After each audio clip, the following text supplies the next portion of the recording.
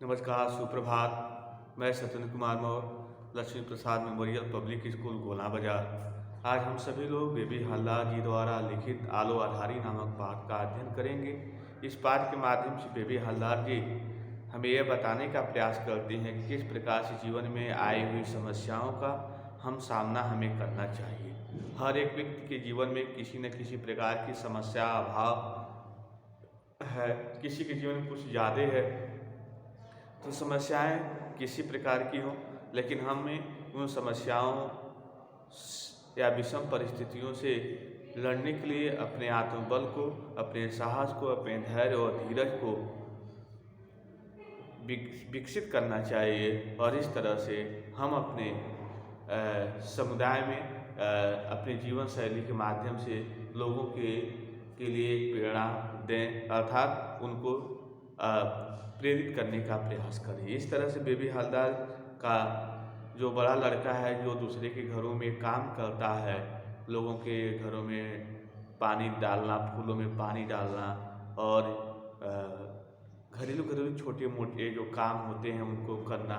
Baby Haldar जो अपने बड़े लड़के से बात करती हैं और बात करने के बाद जब उससे मिलने के लिए जाती हैं तो ऐसे स्थिति में वह अपने छोटे भाई बहनों को देखकर काफ़ी खुश होता है और इस तरह से वह बेबी हल्दार से उनके घर का पता पूछना चाहता है जिस घर में वह रहती है। लेकिन बेबी हल्दार अपने उस बड़े बालक को अपने घर का पता नहीं बताना चाहती हैं। उन्हें लगता है कि कहीं यह वहाँ से काम छोड़ कर वापस ना आ जाए और तातुस वैसे ही हम लोगों के ऊपर इतना बड़ा एहसास कर रहे हैं कि हम लोग को घर भी दिए हैं, हमारे बच्चों को पढ़ाई लिखाई इत्यादि का बंदोबस्त भी करा दिए हैं और इस तरह से अनावश्यक ज़्यादा जब भार बोझ पड़ जाएगा तो इस तरह से तातुस भी परेशान हो जाएंगे। नहीं, फिर भी तातुस एक दिन कहते हैं कि आप बड़े लड़के को अपने ले आओ, इस उम्र में बच्चों से काम कराना ठीक नहीं है और इस तरह से काम करेगा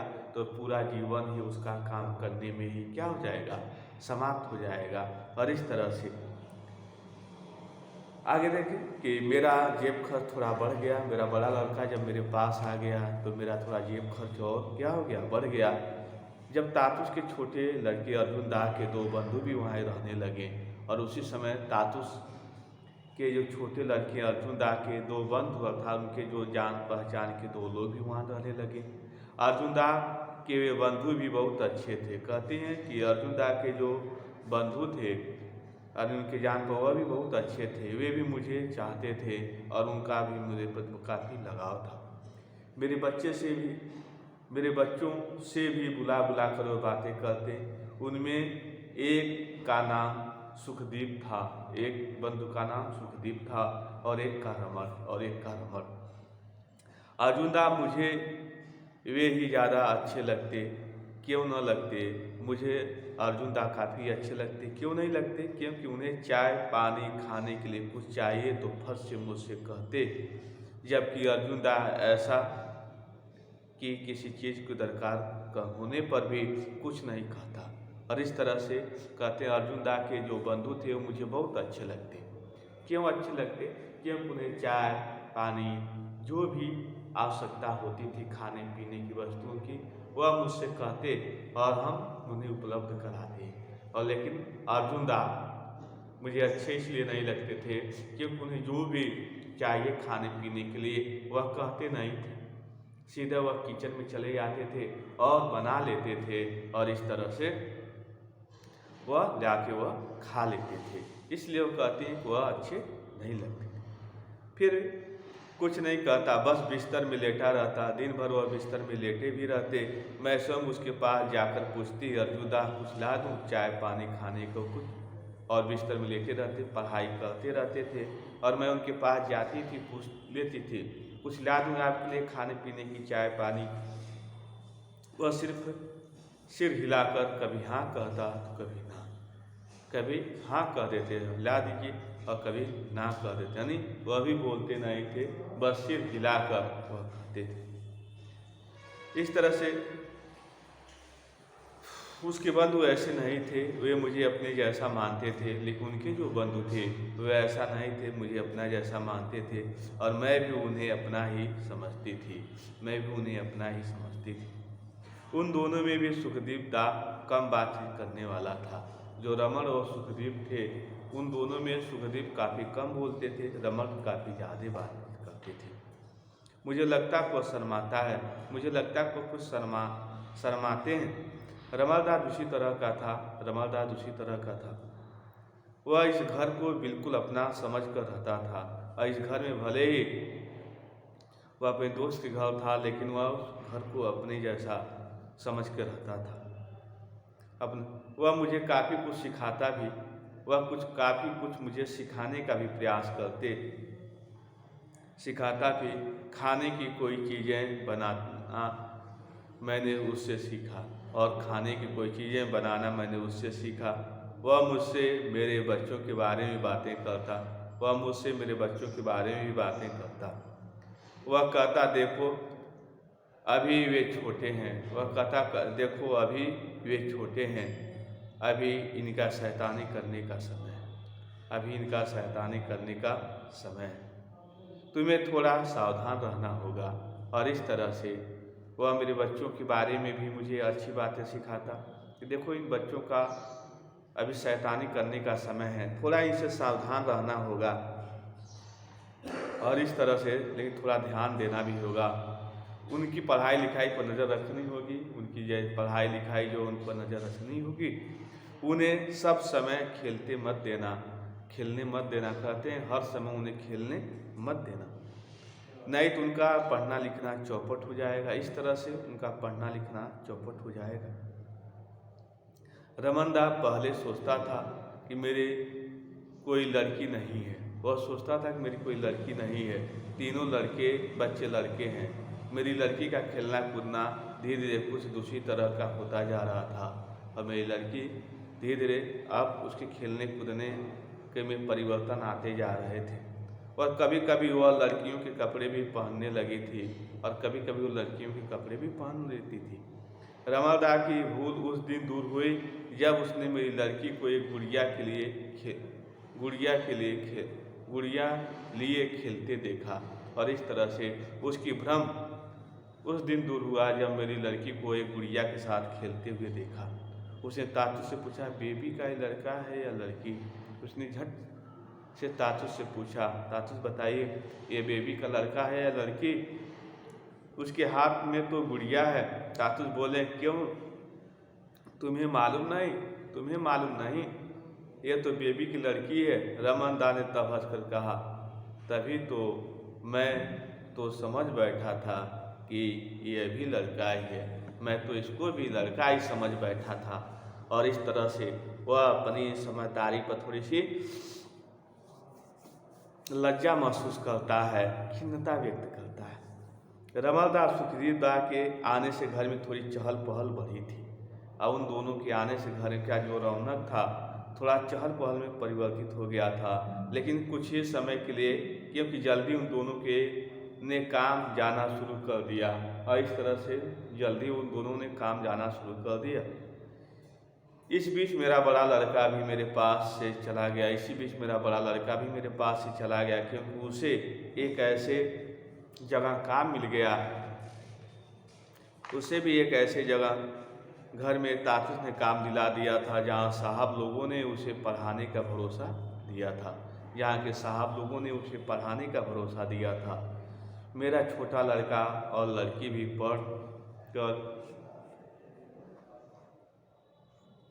पढ़कर देर से घर लौटते। इस तरह से मेरे छोटा लड़का और लड़की भी पढ़कर देर से घर लौटते, क्योंकि अब वे बड़े सरकारी स्कूल में जाने लगे थे।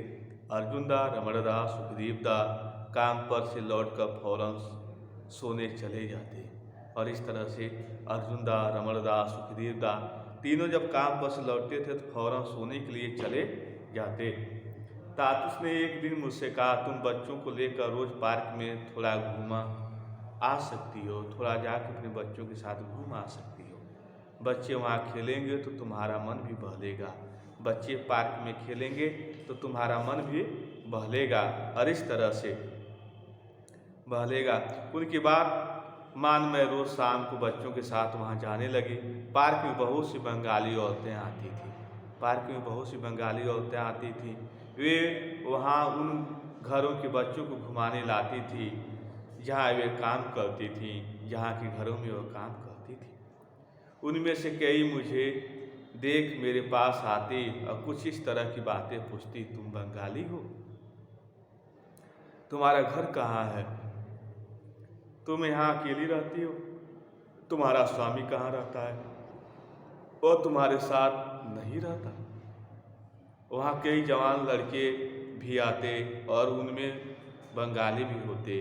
वे भी मुझसे बातचीत करना चाहते और मौका न मिलता तो मेरे बच्चों को बुलाकर उनसे बातें करते। कोई यदि स्वयं आए और मुझसे बात करना चाहे, यदि स्वयं कोई आए मुझसे बात करना चाहे तो उससे बात न करना कैसे संभव? उससे बात करना से मना कर दिया जाए कैसे संभव है? फिर भी ऐसे लोगों से मैं अधिक बातें नहीं करती। जो जान पहचान के लोग नहीं हैं उनसे मैं बहुत देर तक या बहुत ज़्यादा बातें नहीं करती, न ही अपने बारे में कुछ बताती, क्योंकि बात करने के पीछे उनका आशय यह है कि यह मैं समझ जाती थी कि वह मुझसे बात करना क्यों चाहते हैं। तातुस ने भी मुझसे कह रखा था कि जब भी कभी मैं बाहर घूमने निकलूं तो अनजान लोगों से ज़्यादा बातें न करूं, कि जो अपरिचित व्यक्ति हैं उनसे मैं ज़्यादा बातें न करूं। तातुस ने ठीक ही कहा था, मैं भी वैसा ही सोचती थी। तातुस जैसा सोचते थे वैसा मैं भी सोचती थी और देखती भी कि लोग बातों बातों में ऐसी बातें पूछने लगते जिनके जवाब देने की मेरी एकदम इच्छा नहीं होती। बीती पुरानी बातें फिर से मन में लाना मुझे अच्छा नहीं लगता था। मैं बीती पुरानी बातों को मन में लाती तो मुझे अच्छा नहीं लगता। यह सब देख सुनकर अब मेरी बाहर निकलने की इच्छा नहीं होती। इसलिए मुझे अब बाहर निकलने की भी इच्छा नहीं होती। क्यों? क्योंकि तमाम तरह के लोग प्रश्न पूछते, लेकिन बच्चों की खातिर जाना ही पड़ता। लेकिन मेरे बच्चे बाहर जाने के लिए जिद करते, इसलिए बच्चों के जिद को पूरा करने के लिए मजबूरन मुझे बाहर निकलना पड़ता। एक दिन मैंने एक लड़की को एक बच्ची के साथ देखा। काम करने वाली वो छोटी सी लड़की थी। उसे मैं पिछले कुछ दिनों से देख रही थी। उसके साथ वहाँ कोई बातचीत नहीं करता था। वो लड़की अकेली बैठी रहती तो उससे कोई बातचीत नहीं करता था। वह बच्ची को लेकर आती और उसी के साथ खेल खाल कर चली जाती। वह पार्क में आती तो कुछ एक लड़के उसे देखकर आपस में हंसी मजाक करते, और जब वह पार्क में आती तो कुछ लड़के उसे देखकर उससे हंसी मजाक करने का प्रयत्न करते। वह किसी को देखती तक नहीं, लेकिन वह किसी की तरफ देखती भी नहीं। वह देखने में नेपालियों जैसी थी और नेपाली जैसी दिखने में लग रही थी, लेकिन उस बच्ची से वह बांग्ला में बातें करती थी, लेकिन बांग्ला में वह बोल लेती थी। बांग्ला में वह उस बच्ची से बात करती थी, जिससे मुझे लगता था कि वो बंगाली हो सकती है। मैं जान रही थी वह कोई बंगाली है। उसकी वयस 20-22 की रही होगी। उसकी जो उम्र है वह लगभग 20-22 की रही होगी।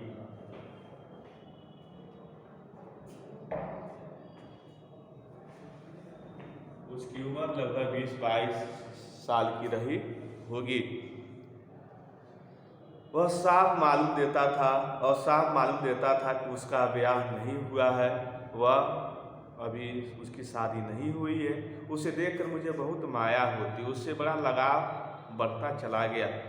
मैं सोचती कि इतनी बड़ी लड़की को काम के लिए अकेले इतनी दूर क्यों आना पड़ा होगा। मैं यही सोचती थी कि इतनी कम उम्र की लड़की को काम करने के लिए इस जगह क्यों आना पड़ा होगा। मैंने उसे आवाज़ देकर बुलाया तो वह खुशी खुशी मेरे पास आकर खड़ी हो गई। मैं आवाज़ दी कि आओ, तो खुशी खुशी मेरे पास आके खड़ी हो गई। मैंने उसका हाथ पकड़ के उसे अपने पास बिठा लिया। उसका हाथ पकड़ते हुए अपने पास मैंने बिठा लिया। पूछा, तुम क्या बंगाली हो? क्या तुम बंगाली हो? उसने हाँ कहा और इस प्रकार से उसने हाँ कहते हुए हाँ कहा और फिर नाम पूछने अपना नाम सुनीति बताया और मैंने उसका नाम जानना चाहा तो उन्होंने सुनीति बताया। इस तरह से उस दिन से उससे मेरा अच्छा मेल जोल हो गया। उसी दिन से मेरा अच्छा सा उससे मेल जोल हो गया और हम एक दूसरे को रोज़ पार्क में मिलने लगे। किसी दिन न मिल पाने से हम दोनों उदास हो जाते थे और हम दोनों में नज़दीकियाँ इस तरह से बढ़ गई कि हम दोनों जब एक दूसरे से किसी दिन नहीं मिल पाते थे तो मन उदास हो जाता था। ऐसा लगता था कि आज जीवन में कुछ है ही नहीं। अर्थात सुनीति ने बचपन में ही अपने माँ बाप को खो दिया था। उसके माँ बाप बचपन में मर गए थे। जिस दिन उसका जन्म हुआ था उसी दिन उसकी माँ नहीं रही थी। उसकी माँ प्रसव पीड़ा में ही मर गई थी। जब वह 1 वर्ष की हुई तो उसके बाबा की मृत्यु हो गई। उसके बाबा भी 1 वर्ष के बाद मर गए।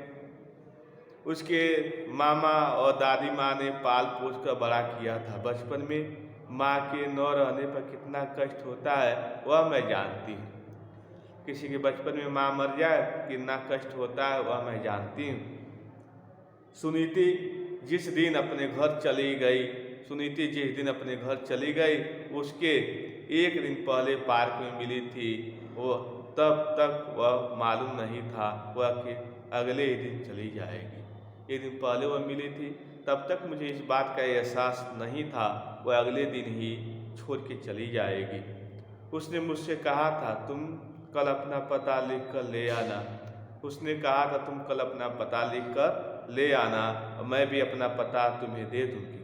मैं अगले दिन अपना पता लेकर पार्क गई। लेखिका कहती हैं अगले दिन मैं अपने पता लेकर उस पार्क में गई लेकिन वह नहीं आई, वह चली गई। यह बात उस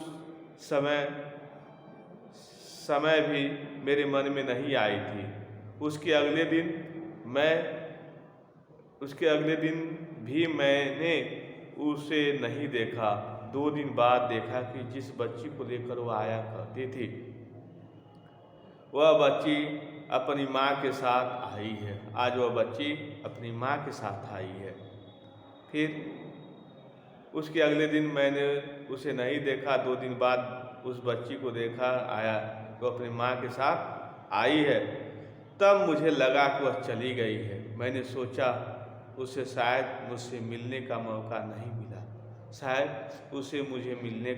नहीं मिला। वह घर भी क्या सकती थी, वह कर भी क्या सकती थी। जिसके यहाँ रहती थी उन्हीं के कहने पर तो उसे चलना था।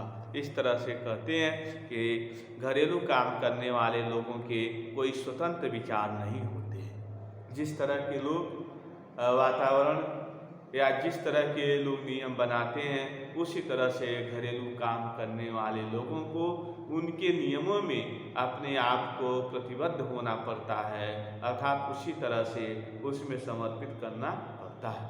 आज बेबी हालदार जी काफ़ी उदास हैं कि उनके पार्क में उनकी समझिए कि मन की बात या जिससे वह व्यक्त करती थी, आज वह सुनीति नाम की लड़की आज उस पुराने मकान मालिक के घर से वह उसका काम छूट जाता है, वह चली जाती हैं। और इस तरह के दृश्यों को देखने के बाद उनका मन यही कहता है कि तातुस की जैसा व्यक्ति हर एक व्यक्ति के जीवन में आए तो काम करने वाले लोगों के भी जीवन में एक तरह का अमन, चैन और स्थिरता आ सकती है। अन्यथा समाज में लोग बहुत ऐसे विचारधारा के हैं जो काम करने वाले व्यक्तियों की भावनाओं से खेलते हैं और इस तरह से उनकी स्वतंत्रता, उनकी विचारधारा का किसी प्रकार का सम्मान नहीं करते।